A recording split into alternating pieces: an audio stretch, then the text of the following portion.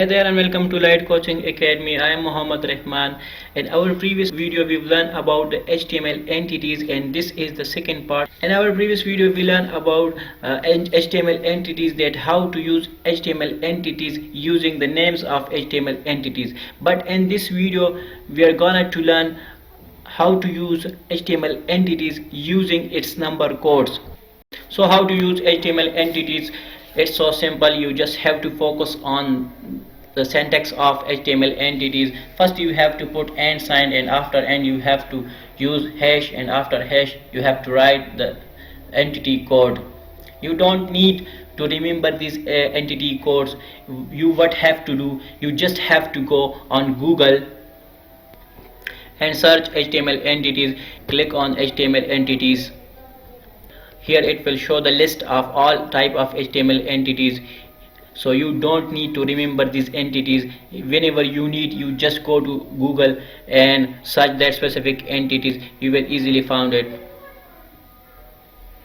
So let's practically use it in our VS Code editor. I have opened previous file of HTML entities. Here we see the practical demonstration of HTML entities using its number codes. Suppose we want to print something like that. Here we use the HTML entities, but this time we use HTML entities with its number codes. So for the less than sign entity is a hash 60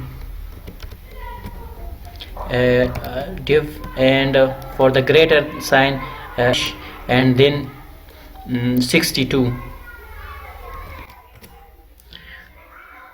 Save this file. See, we get our desired output. Now to print the copy sign, we have to write and sign, hash sign, and 60 169.